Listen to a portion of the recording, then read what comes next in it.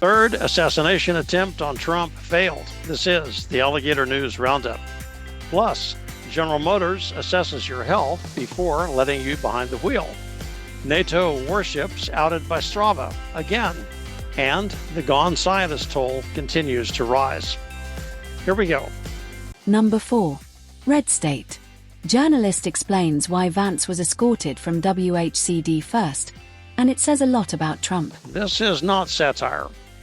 As remarkable as the occurrence of yet another armed attack on the chief executive this week was Donald Trump's own reaction. When he took a bullet in Butler, Pennsylvania in 2024, the then former president's first response was to raise a fist and shout, "Fight, fight, fight." That had the immediate effect of assuring onlookers that he had survived. In last weekend's incident during the White House Correspondents' dinner at the Washington Hilton, we got another glimpse of the man who occupies the Oval Office. This account is offered by David Alandete, White House correspondent for Diario ABC, who had a front row seat. The president's first impulse was to get his first lady and his very pregnant press secretary to safety. Then he proceeded to walk out upright, refusing to duck, which probably explains why the Secret Service felt compelled to shove him to the floor.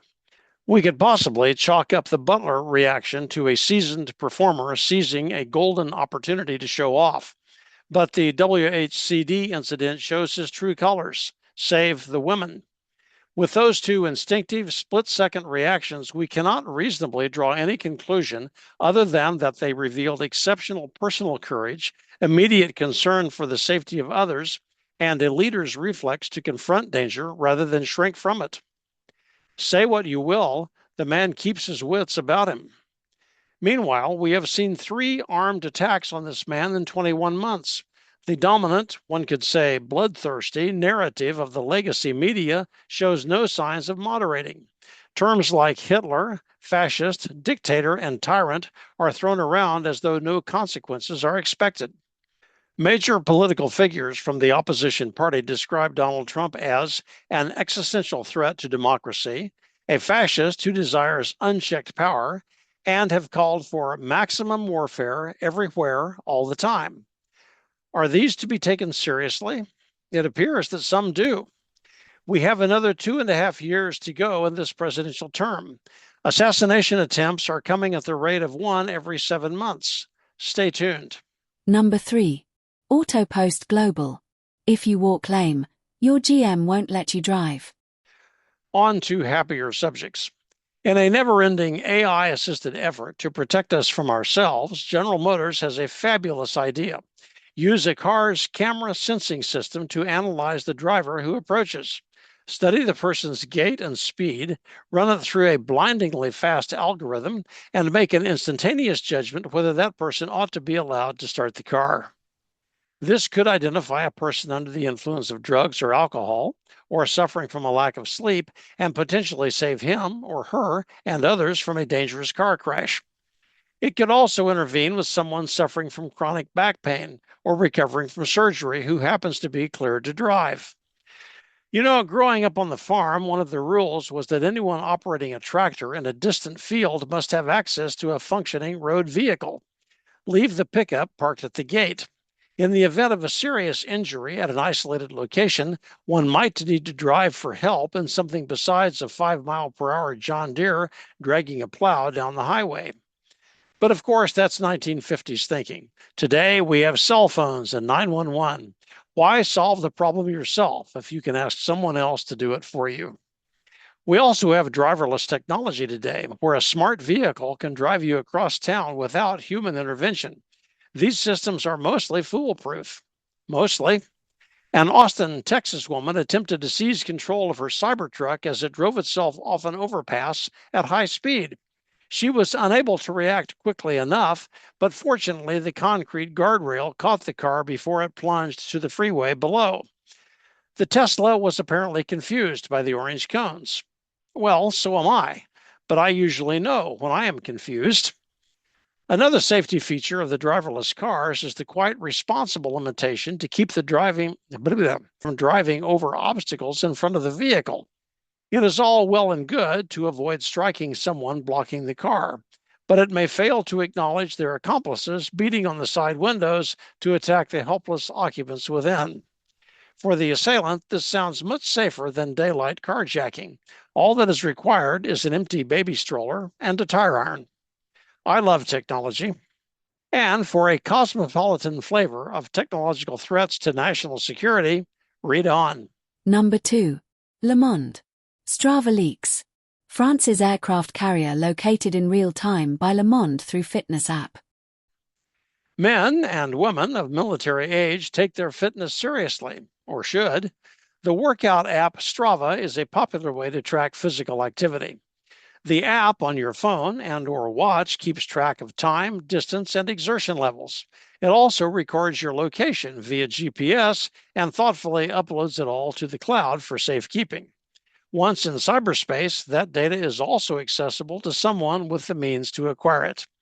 Recently, a healthy and fit sailor on the French aircraft carrier Charles de Gaulle, on patrol in the Mediterranean, tracked his daily exercise with his smartwatch. He instantly disclosed the current position of the warship to anyone interested enough in finding it.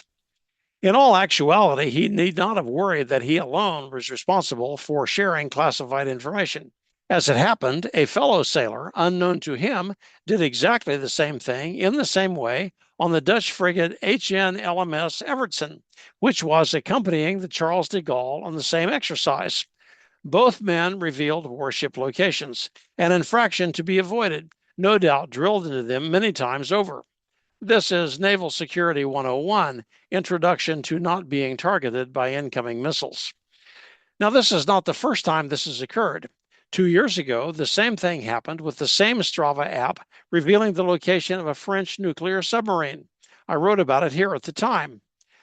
Extra credit if you can find that old post. I think I've lost track. What I find most interesting in the current story is that there is no report in the press relating the two incidents. These are standalone news articles describing the same voyage. Maybe intelligence assets in Holland only review Dutch news, and their French counterparts only review French news. Maybe they should both follow the ANR more closely. Number 1. Breitbart. Now 13 dead or missing. Air Force whistleblower OD'd before set to testify about UFOs. Again, this is not satire. Just before the ANR was published last week with news that the number of missing and dead U.S. scientists engaged in aerospace and nuclear research had risen to 14, another story came to light. There was no time to add it to that post without missing my Thursday night ritual of a McHale's Navy episode on YouTube. So, on Monday morning this week, yet another story was added. By my count, that brings us to 16 missing or dead. Many, but not all, under mysterious or unexplained circumstances. The latest: Matthew James Sullivan, age 39, Falls Church, Virginia, U.S. Air Force veteran. Apparently a whistleblower who is scheduled to offer testimony to Congress on UFO programs. His death was ruled an accidental overdose, what the medical examiner called a lethal mix of alcohol, alprazolam, cyclobenzaprine, and imipramine. He died May 12, 2024. Joshua LeBlanc, age 29, NASA engineer in nuclear propulsion, team lead for projects related to missions to Mars. His Tesla Model 3 had burned with his body inside. Vehicle tracking data revealed a confusing trip involving several hours idle at Huntsville International Airport prior to driving 2 hours into rural Alabama, where it was later discovered. iPhone, wallet, and dog were left in his apartment. He was found dead on July 22, 2025. Now, to be sure, the list of dead and missing includes some who are probably, say, mentally imbalanced, not to say nut jobs. There are others with security clearances who reportedly also had serious money troubles, making them susceptible to influence that could lead to suicide. But there are names on the list that cannot be so easily dismissed. I look forward to seeing results of an FBI investigation. This must not go on. And thanks for joining the Alligator News Roundup for Friday, May 1, 2026. Hey, be careful when you approach your ultra-intelligent car. Try not to limp. The car may be smarter than you are, or maybe much dumber. This may be a good case for masking tape over the cameras, except that in an accident, you would probably be found guilty of some immeasurable evil. Maybe it's a better case for driving a 25-year-old vehicle.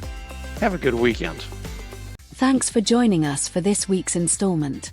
Mother's Day is rapidly approaching.